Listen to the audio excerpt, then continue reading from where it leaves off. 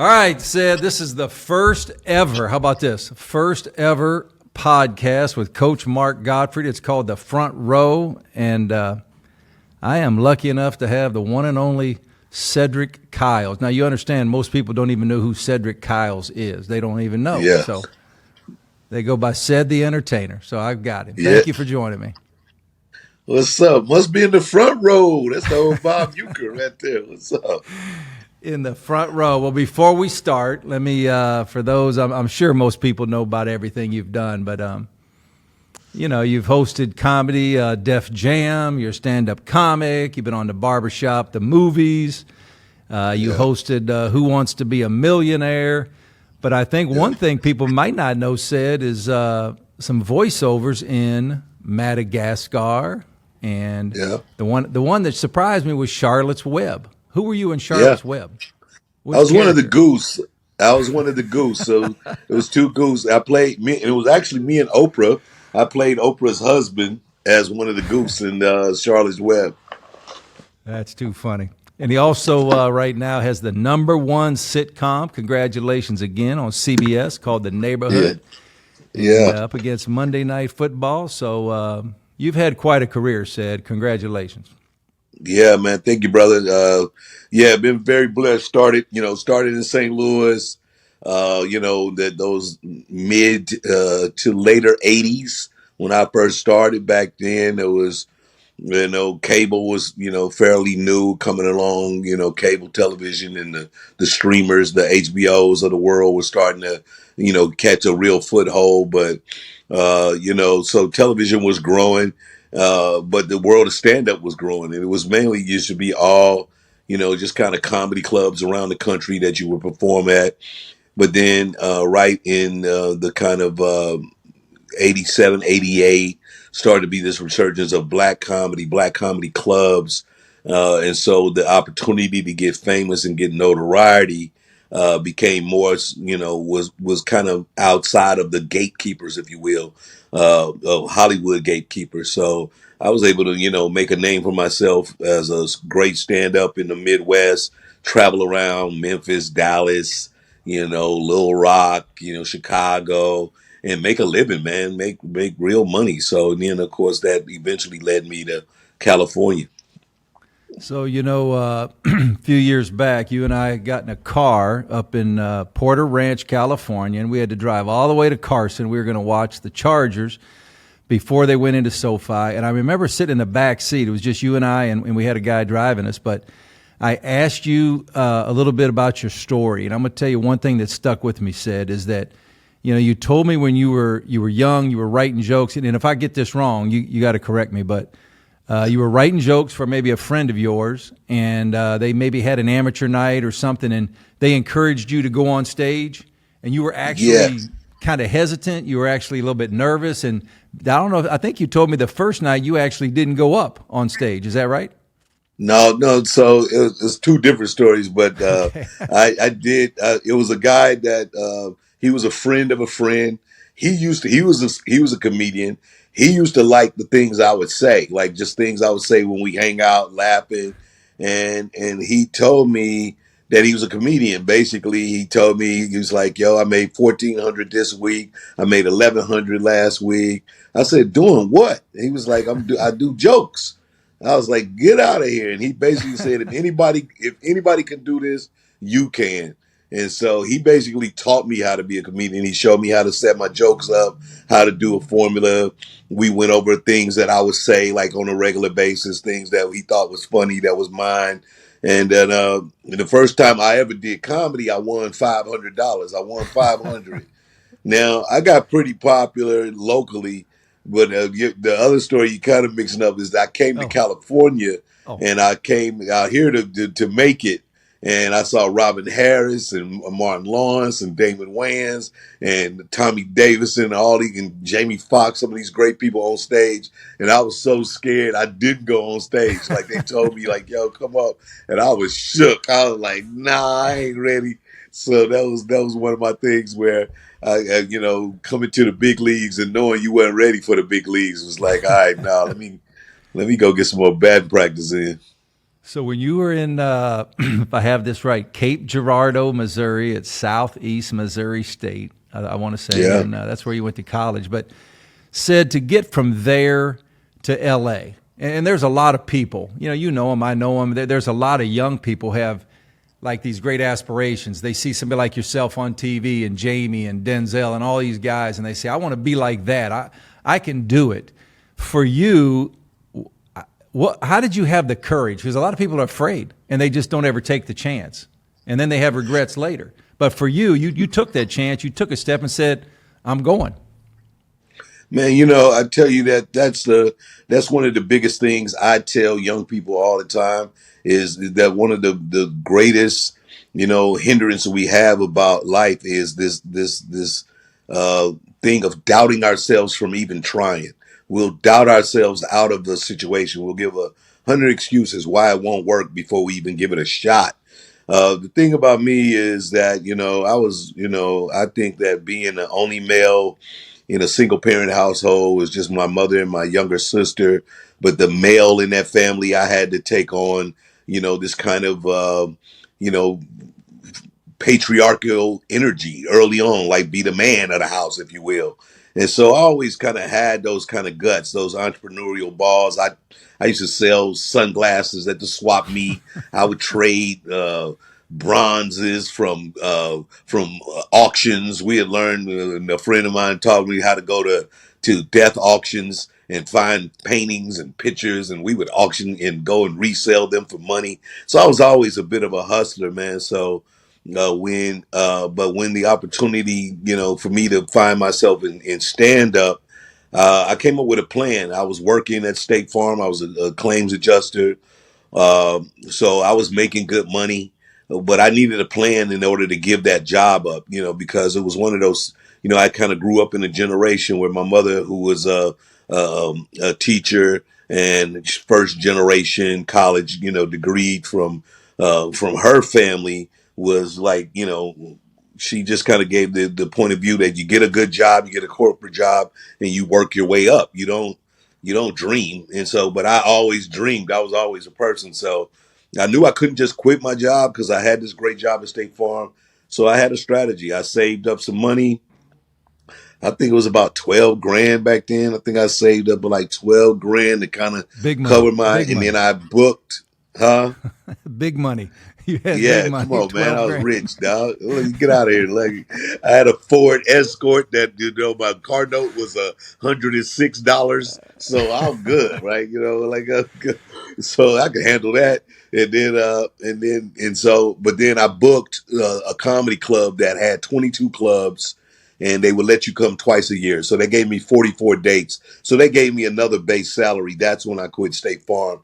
And then, of course, comedy started to move. Shows like, BET's Comic View and Def Comedy Jam started to come on and give more notoriety. And, instantly I went from a low level comic to a person that has stardom and name recognition. And, next thing you know, you're earning 25, 3,000 a show, and you doing four shows a week. You making some money. You gonna be like, yeah, I can live a good life with this kind of money. So that's different. When you were just young, said, and here's what I've learned. Most people that I come across that have had a lot of success, and I've been around athletes, coaches, probably more than I have, people in entertainment, but usually there's still like a person or a time when somebody gave them a chance, even almost helped you up. Like somebody hired me for my first job in coaching and then kind of mentored me, but without that step, I needed that first step. I can get the steps after, but that first step was big. Was there anybody for you, any person that you kind of look back and say, I'm at the comedy store and, boom, somebody helped me along the way. Was there anybody like that for you? For sure. Of course, there was a number of people along the way, but probably the one I would consider most significant for me would be Steve Harvey.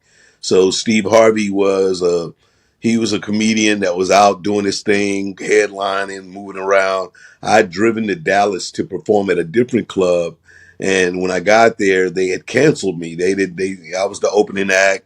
It was a new owner. He was like, I only hire local opening acts. I'm not paying for you to stay here. I don't have a budget for you to have a hotel. So sorry.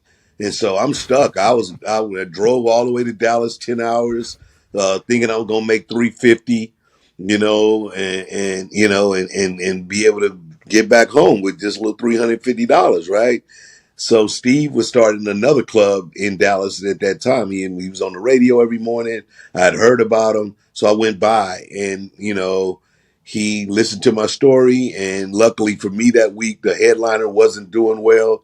So he said, "You think you can make this crowd laugh?" And I said, "Yeah."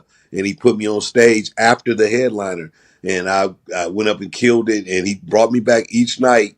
And he said, if this guy bombs, you're going up. And I just sat there and waited. And he paid me $200 and then booked me to come back as the headliner a couple of months later and paid me $1,000. The first time I ever got paid $1,000. And then, of course, we became great friends, and that led to the Steve Harvey show and Kings of Comedy and just so many things. And he's just always been one of those solid friends, mentors, got my back, look out for me, put me into situations, take me to the next level with him. Any of those things, where, and of course, I've been able to return the favor. When I start doing movies, I put him in, Johnson Family Vacation and then, have him come do my show. And so, of course, we've grown to where it's all reciprocated. But that Steve would be one of the people I would say definitely was a person that lifted me up and put me on.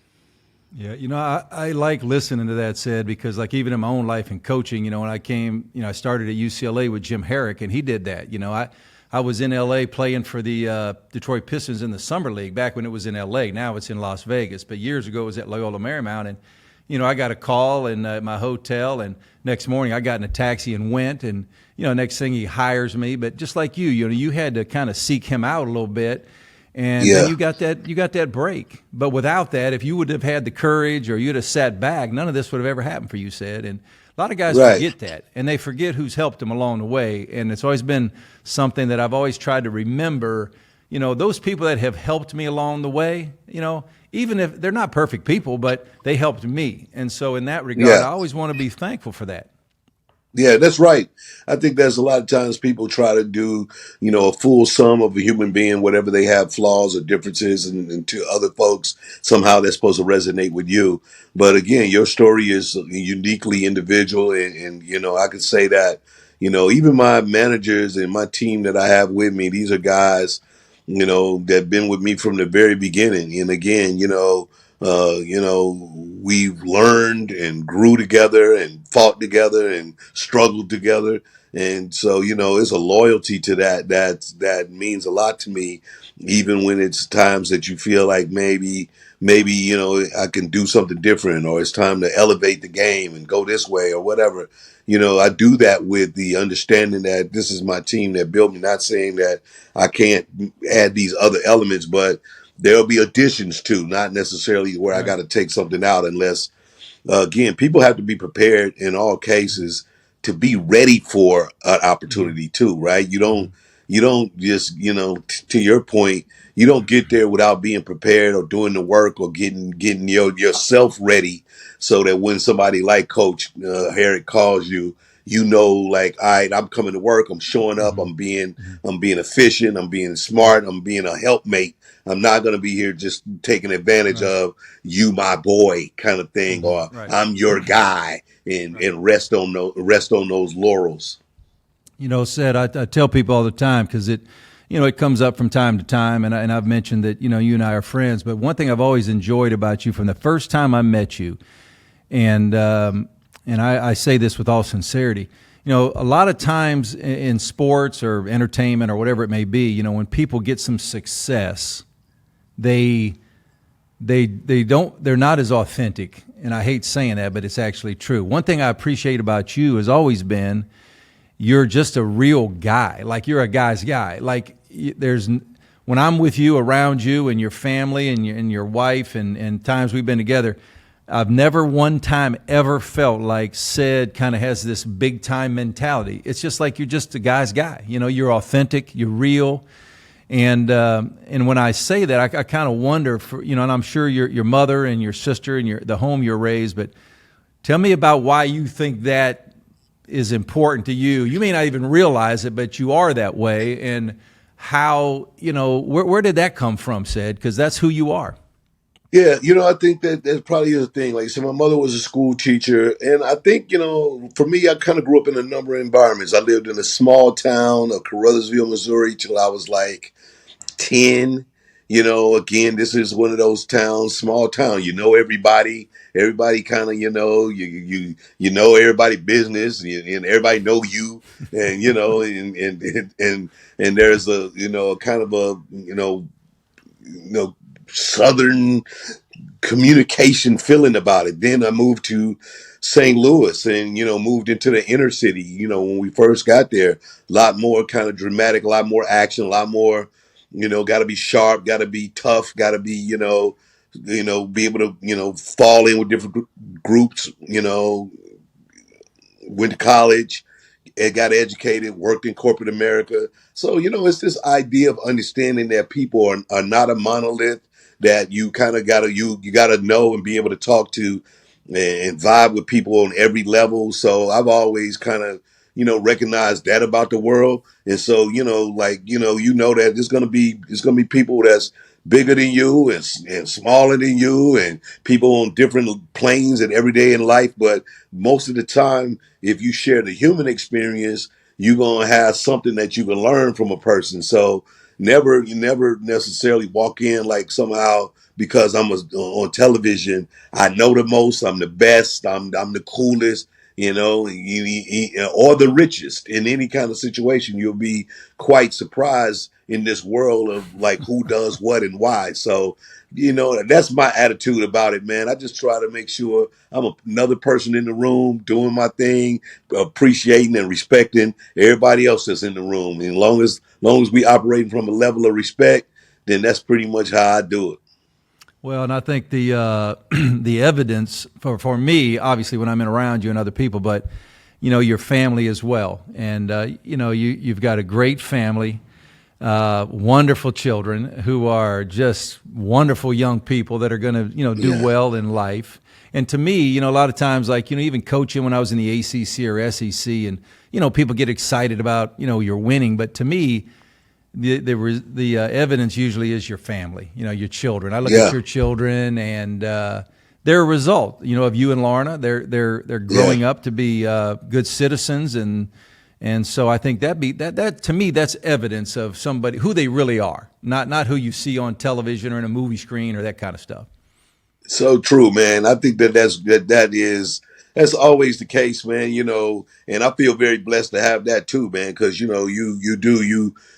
can have great success on many levels, and I've seen it, with other people where again the effects of having a lot of adversity in their lives and craziness leads to this instability outside of money or fame or whatever, right? And I feel very blessed to have it all. Like I say, very loving, caring wife, kids, fun. We laugh a lot with each other. We spend a lot of time with each other, and yet, they're all individually, their own people too. So then it's not like everybody's like going around needing to claim that they somehow connected to me in order to exist. They kind of have their own identities and personalities that work for them in their ecosystem. And so I really love that.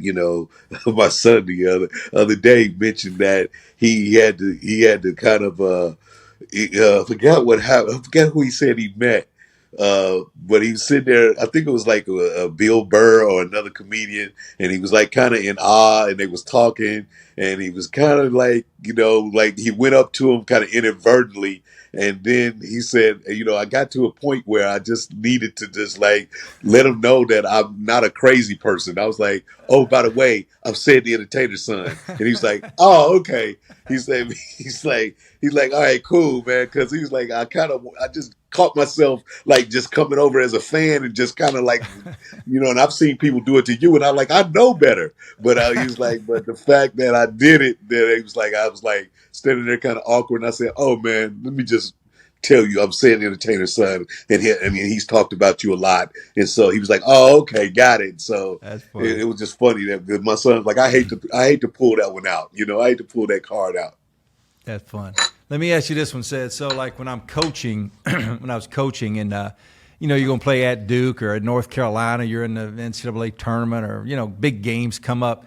There's an excitement, it's not, you're not scared, but there's this anticipation, the day of the game, and it builds up, and you obviously you want to be prepared, and you're in. I'm in the hotel room, and I'm thinking through everything that may or may not happen throughout the game, because you want your team to be as prepared. So for you now, you've done obviously sitcoms and movies and stand-up comedy, and the list goes on and on. You've hosted the Emmys. Like for you, if you look back, is there one or two or three of those that you would say, man, now you talk about some butterflies now, I got them, and they were big? Or is that normal for you? Is it not? Or help me Yeah, out on that one. I mean, it's still a thing. I mean, of course, like anything, once you do it a number of times, it becomes less. But I'm a person that has a great deal of respect for that audience that's paid money to come see me, right? So people got out their house, they put on their clothes, they paid money.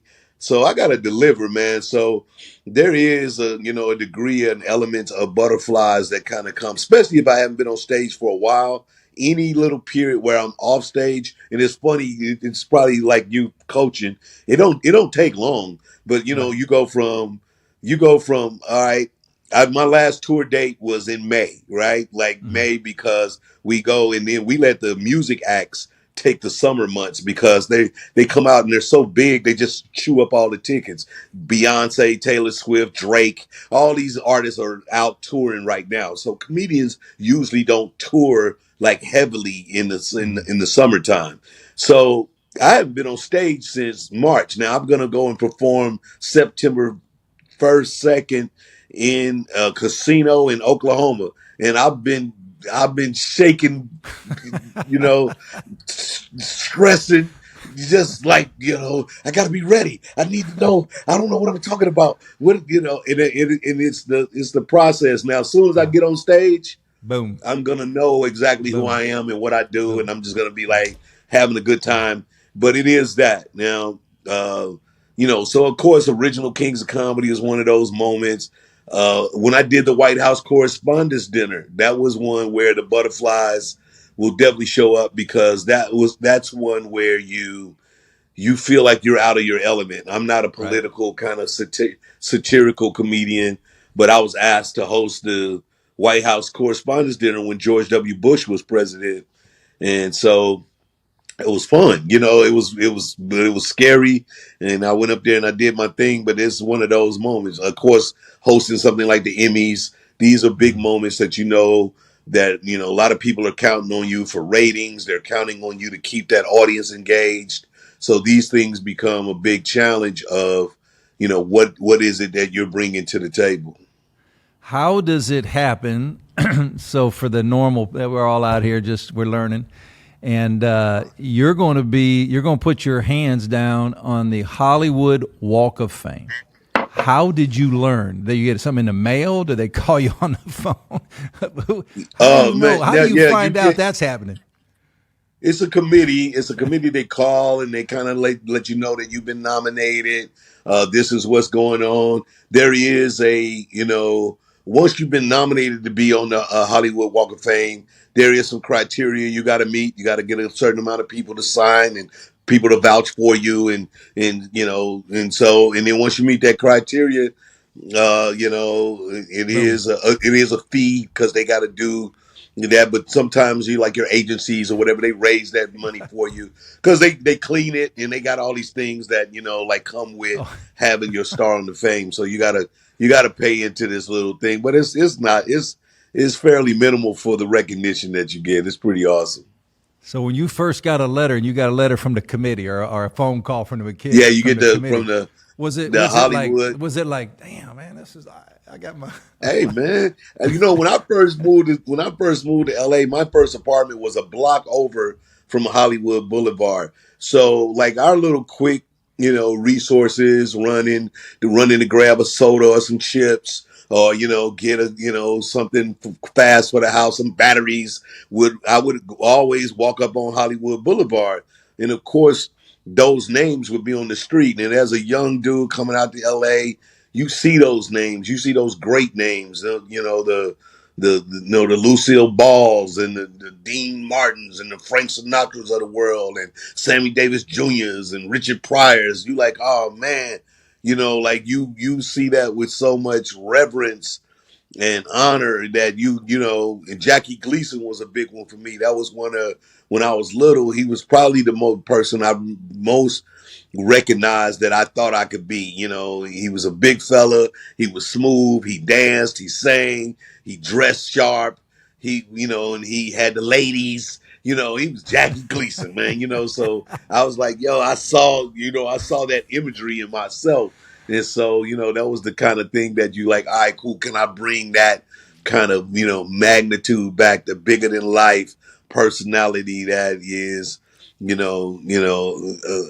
heftier guy, if you will. So that was something that, going up on that street, never knowing that one day I would be up here. No, you don't even really visualize it like that. Wow, that's amazing. Let me ask you this one, Ced, because I ask a lot of people this that I've talked to over the years, and it's always I always get interesting answers. So I'm going to get a little heavy here with you. Not heavy, but I'm going to ask you a question. We have children. I've got 5, and all we're trying to do as parents is trying to do the best you can. I mean, that's all. There's no real playbook. You're just trying to do the best you can as a parent. But if I said to you, when your children were little, if you could breathe 3 or 4 characteristics into them, what do you think what do you think that would be? If you could just say, man, I'm going to gift you this, and it's a characteristic that they're going to have for the rest of their life. For you, what do you think those might be? For me, one would be a citizenship, a kindness for others. I always I think that it's important to see the world as a whole. And that means that, that citizenship means having this kind of, openness to acceptance, and also, just being a good citizen to everybody. Like, be a good citizen, man. Be self-confident. Recognize that who you are is unique to the world, and what you have to offer, nobody else can bring it. So you got to show up. It's your job to be you. Be that, and be that. And then I think, probably one of the third ones is just have a spiritual foundation about you. Is this, which is a lot like citizenship, but it's this recognition of not necessarily religion, but this idea again of the spirit of the human, is that we are born and built on this earth to live. So live full, man. Live life, share, give gifts, accept gifts, receive things, let it be circular, man. And that's the thing that I'd like my kids to kind of, because that comes with, accepting joy into your life. And if you can accept joy into your life, you don't necessarily have to be the richest. You don't have to be the fastest. You just can be a person that can, laugh when it's with friends. You can share. You can listen to others. You can just be a person that can contribute. And that's what I think is important. I still preach that to them. These things to the day, of course. As they get older, they start to make a little sense. But I used to talk to them like that when they was babies. I didn't really know how to talk baby talk, so I'll be saying these kind of words, to my little kid. You're not a monolith, son. You gotta dig deep inside. My wife be like, "Why are you talking to them like they in a college lecture?" I said, "I don't know how to talk to kids." That's a great answer. There's so many of those when I talk to people. It's interesting because, I get a lot of different answers, but I love the, having a kind heart and being a great citizen. But I also, to me, said what you said is one of mine too. I always say, if I could, it would always be to breathe confidence. Like, I want kids to be confident. You know, the Yeah, the man. young person out there who just has no confidence and he's afraid to try, and you know, they break my heart. You know, because Yeah. you just want to put something in there, like, man, go for it, try it. You know, be confident in yourself, and if you fail, you fail, but you got to go, you got to try. So, Yeah.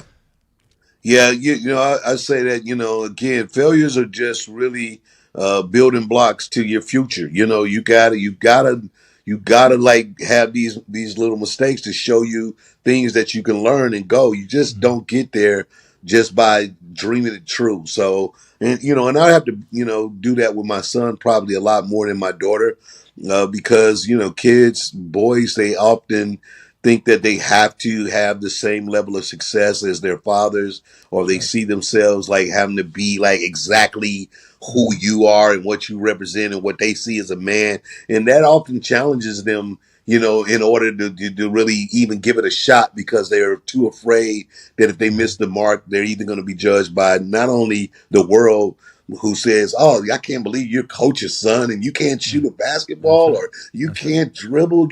You're Mark's son." Yeah. They believe that, and when his thing might be training, it may not be the game itself. It might be you'll come up with the best way to have a athlete, recoup and be ready to play. You don't know like what your real Mm-hmm. contribution is until you actually do the thing. And Yeah. so, I always say that that's hard for sons a lot of times, that they can really doubt themselves, because especially if they have successful parents. Yeah, and I think that's so true a lot of times, even in sports. And you know, I see, you know, like in the sport of basketball or football, somebody has a son, and like your son, and boy, there's a lot of pressure. There's a lot of Yeah. pressure on them, and sometimes we don't even see it as much. Like I can remember my children growing up, you don't really see it, but then later when they get older, they begin to tell you about it. Like, Dad, I didn't, you didn't really know this or that, but boy, this was hard. Or, everybody thought I was supposed Yeah. to be the best basketball player on the court just because, you're my dad, and I wasn't very good or whatever, and Right. but they felt it, and that sometimes is Yeah. unfair, Yeah. but it's part of it.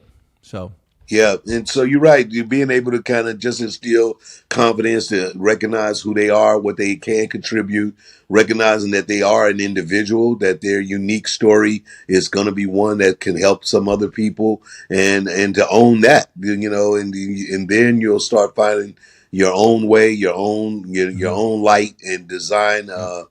opportunity for you to win in life. So, that's tough. We live in a world where so much social media, so much fake images. People are selling you that they're bigger than what they are, and these kids see that.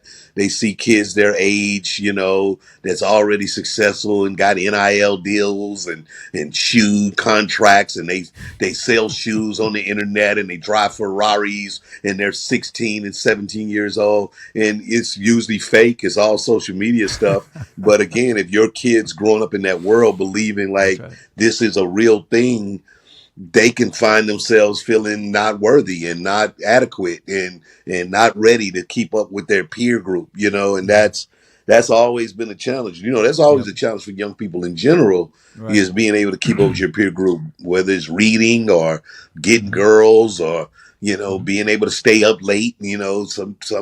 Some kids, their parents didn't care. They'd be out till 11:30, 12 at night, and if you not one of those kids, you're not one of the cool kids, That's So right. next thing you know, That's you're right. rebelling and doing dumb stuff so that you can appear to be with the cool kids. So it's just a lot that we must Yep. challenge, and of course, as fathers and leaders of community, be willing to stand up for, and give great encouragement to kids to know that they're gonna make some Yep. mistakes. Yet, you got to do that, and know that you got to hopefully have an opportunity is not the kind of mistakes that will cost you real trouble in your life. Sid, do you find yourself at times? I've watched your shows. I've been downtown with George Lopez and D.H. Hughley and the guys, and you guys do a great Yeah. job. Great shows. Everything's really spectacular. But do you find right now, Sid, like, it's interesting times in our society, and the whole cancel thing. Do you find yourself a little bit like, boy, I got to walk a little bit of a fine line, or are you finding that or not, or how do you navigate some of that with what's going on a little bit in Hollywood?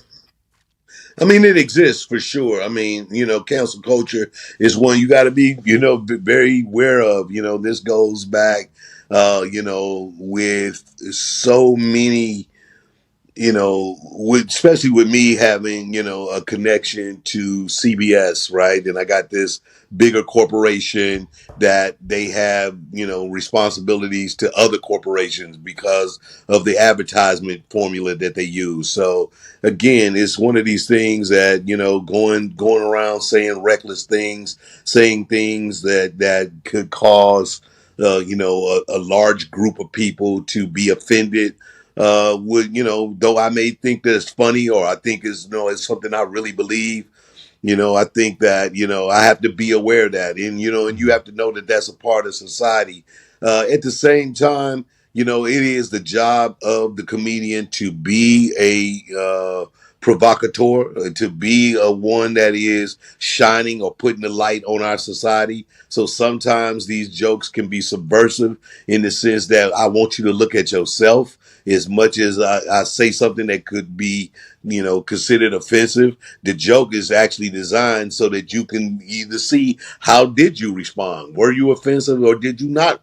Were you not offended by what I said? And that is the ideology behind this particular joke.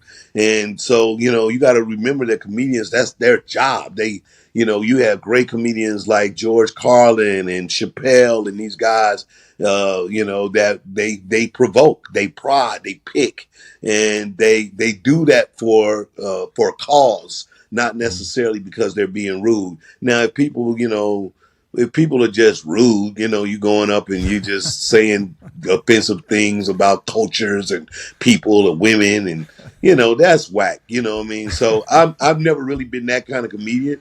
But you don't, in a day of cancel culture, you have no idea what you could say that actually offends somebody. So to that part of it, I don't worry about it that much. If I got to find something funny, and then I'm gonna hopefully give it some thought, be who I am about it, and hopefully I'll say it in a way that lands. If I miss, then I'll hear it out, and if it's a reason for me to say, like, yeah, all right, I missed on that one, I was wrong, I can admit to that too. But most of the time, I try not to be locked down before I tell a joke. Like, I'm not gonna not say something that came to my head, so. Well, before I let you go, Ced, you've been great, but I always have to apologize because remember that first time you came to my house, one of my buddies from Alabama, he was so excited to say hi. He went over to you and he tripped on the carpet and he spilled his food or his drink all over you. So every time I go back to Alabama, I go back to Alabama. I'm like, come on, man, really? Yeah. I just got to the party, man. It don't. We won't put it all out there because of your new engagement status, but it wasn't like we was over there by ourselves, man. So this dude made my outfit look bad in front of the ladies, man. Don't sell me out, Ced. Not on the podcast. Not on the That's podcast. That's the old days, man. I'm talking about a long time ago. You're the best, man. You are the best. I appreciate your friendship, but I appreciate you just spending some time and hanging out. And this is the first episode, the front row with Cedric the Entertainer. How about that? Let's go, man. This your show, baby. This front row with Mark Gottfried. Let's go, man. All right. Thank you, Ced. You have a great brother. one, I appreciate you, man. Okay. Holla.